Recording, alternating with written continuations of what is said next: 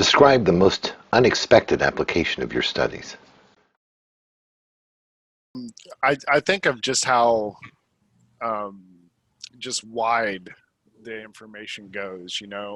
I didn't know that hands like clouds would help save me when I'm 30 feet up on a ladder and reaching out to try and paint something at the very extreme. So that stuff happens all the time, where you're like, oh, I need to lock this in to keep my balance, or you know um, things of that nature happen all the time, though, where the just normal day life stuff, where doing different postures and locks and stuff have gotten me out of a bind, or helped out. I agree. It's the little things like reaching for something or balancing to put a shoe on or something like that, where you kind of realize what you're doing in the middle of the day to day. Doing dishes. Yeah. Especially with me driving every single day, was the amount of bad posture I would have, and me lecturing to students, watch a posture. Then I hear Troy's song in the back of my head about keeping posture. So it was all quite annoying, and still I have to watch my posture all the time. Squeezing the steering wheel up, down, yeah. side, up. And squeezing the imaginary beach ball between the knees while you drive, and like abdomen in, One of the analogies that, like doing reflexology, and when I got into NMO, was using freckles as almost a roadmap as far as where people hold tension or have too much, not enough flow. And a lot of it had to do, of course, with diet. But the freckles were intriguing because you get more as you get older, as things start to change chemically. And it was one of those things when studying the body that it was a very easy roadmap if you knew what you're looking for to use as a tool, kind of like constellations, which I always thought was pretty fascinating. Nice. So. I actually remember us having a class on that when we were at Let's Help in the boardroom, and we all looked at where we had marks on our body and talked about it. It was funny. I mean, not funny, but interesting. You have a funny freckle. What's serendipity? What's the constellation she had? Cassiopeia. Yeah. The thing that surprised me the most was the amount of potential that I had. Mm-hmm. And in particular, it surprised me every year when we would do Tai Chi outside in the snow barefoot. Mm-hmm. Because prior to that experience, I would say I was crazy to do that and that my feet would fall off, as opposed to we just did it, my feet stayed intact, and then I sort of hobbled back to warm them up. So it was one of those things where I didn't think I was able to do something like that. And then we would do the arm in the ice bath. It's those type of things where prior to learning about these things, I was like, no. And then all of a sudden keeping an open mind and trying things, like, let's give it a shot, see how far we can go with it. So that to me was the interesting thing, is how much potential I actually had or have for keeping it open mind. Adam, I appreciate that concept of potential. For me, one of the strangest things was learning about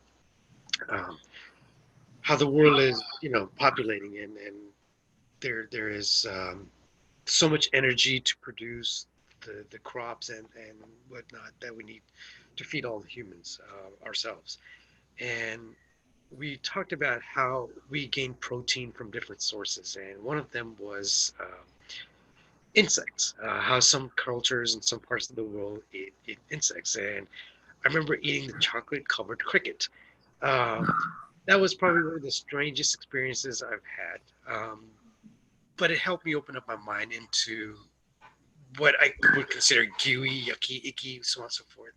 To be able to say, oh, this is food. It was a unique experience to go through. It was nutrition. Let's nutrition, yeah.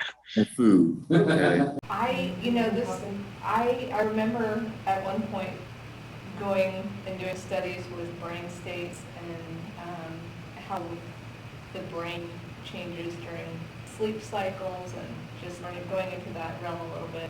I always found that quite fascinating.